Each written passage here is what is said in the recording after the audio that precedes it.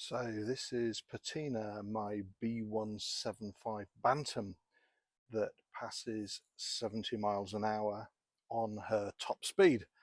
Um, Very good actually for a bike made in 1969, considering the top speed published by the BSA was 67 miles an hour. So passing 70 miles an hour, considering her age, isn't all of that bad. But when we put that into modern perspective, I've got electronic ignition, we've got the modern fuels, we've got a brand new AML carburetor, and we have tools that enable us to give us every opportunity to leverage every piece of brake horsepower that we've got. I think these were 12.3, 12.6, and when you consider that against my D1, which was the earliest model of the Bantam, albeit it's the plunger model, being less than 4 brake horsepower, this bike in any modern marketing terms would not be called a BSA Bantam, because people attribute the days of the post office to telegram delivery service typically on the D1, but ironically, heading into the 70s, the post office, the general post office, did buy a number of B175s to deliver their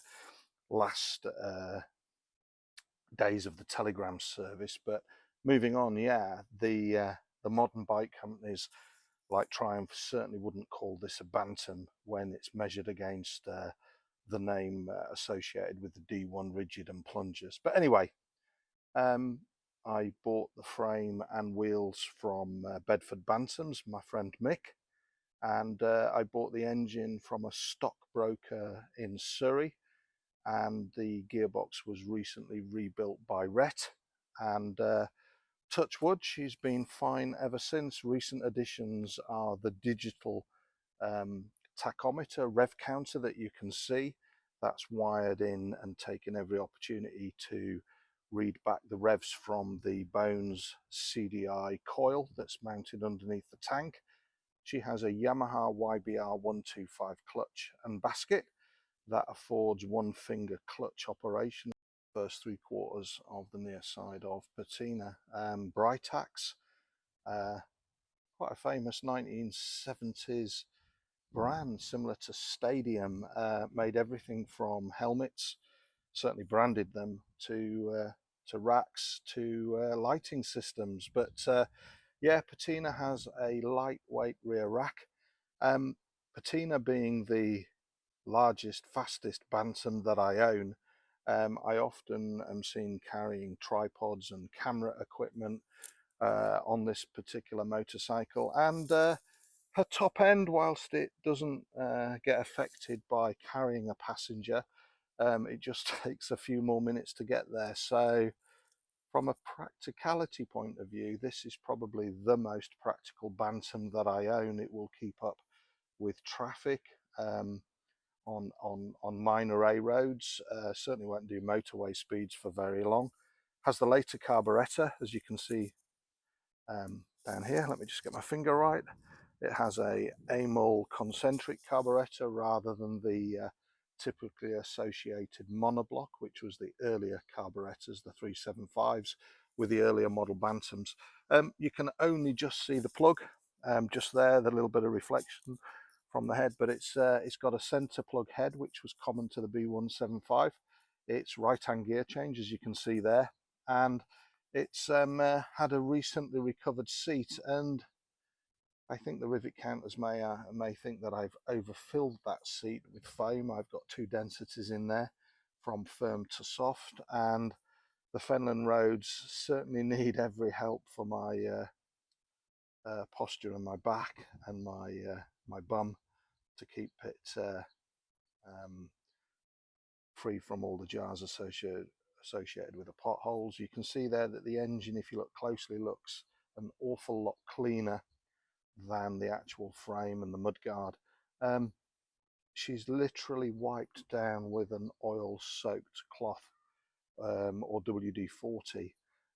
She's rarely washed or cleaned, but the electronics and the mechanical element of the motorcycle is maintained, as well as my Nortons and my Triumphs.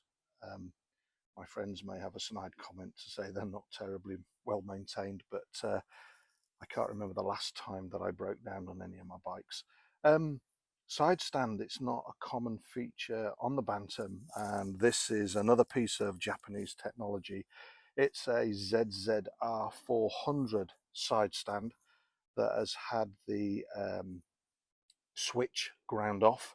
You'd usually see that if you can see the hole there just above my finger. It looks like a grey spot at this speed, but it's actually a sensor mounting switch, and I've taken a grinder to the Japanese switch assembly that would prevent a ZZR rider riding off with his side stand down. Arguably, I could have done the same. I could have wired that into the CDI, the electronic ignition system, and it would have prevented me riding off with the side stand down.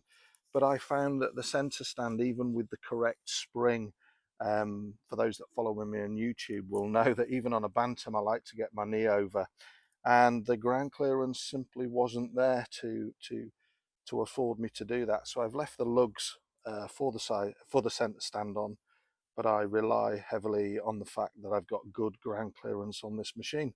This is the control center of a BSA Bantam, and I'm going to spend a couple of minutes talking you through it. Working from the right to the left, I only ever use, at great expense, one particular brand of mirror, and they're always stainless, and they're made by an English company, manufactured, called Halicon, and they're around 50 to 75 pounds each, and they are infinitely adjustable, and extremely well manufactured. There are many clones and many copies of this mirror, but they are, for me, the absolute pinnacle of what remains of the British manufacturing industry. Okay, so moving to the right, we've got the throttle, and obviously the two cheesehead screws are what you can see of the brake. Sorry about that. That was my iPhone focusing. Then we have the choke. So in common with the majority of English machines, it's cable tight, no choke. Drop the lever and it drops a plunger, and it effectively does exactly what it says on the tin. It chokes the carburetor. So raise it, no choke, and this is choke. A bit of an Achilles heel, because on my Triumphs that is the other way. So like anything old, as you're riding along, it can vibrate and actually start to choke itself. So carrying a penny or a house key allows that to be tightened up. Moving to the right, this is a RAM mount, RAM. It's a common camera mount. I use that to mount my GoPro, my quad lock, phone, GPS system, and again I've got a 12-volt feed, but typically it's there for my photography. Moving to the right, that's actually a dummy switch.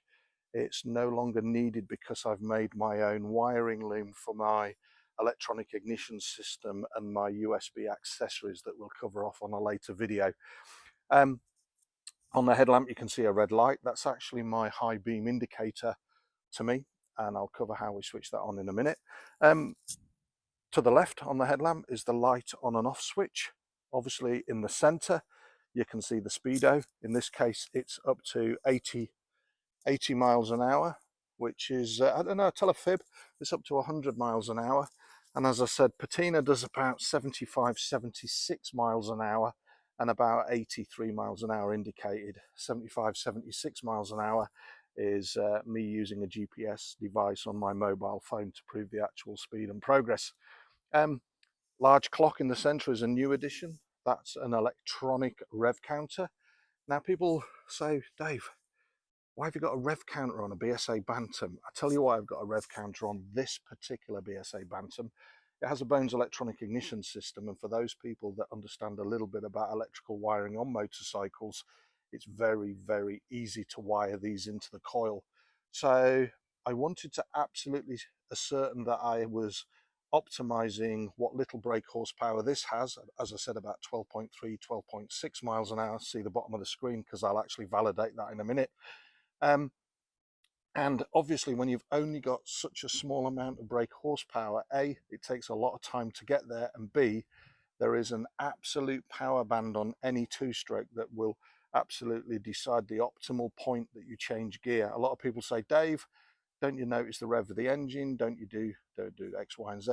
All I'm saying is at 12 brake horsepower, capable of 70 miles an hour, you need to make sure that you're making absolutely the right decision to get the maximum performance out of this engine.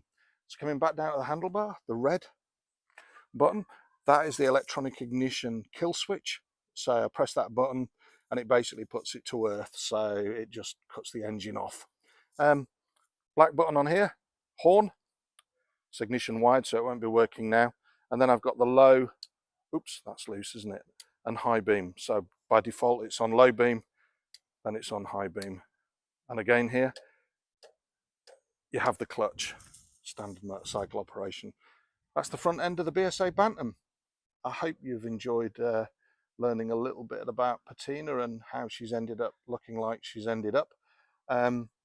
She's no glamour girl, but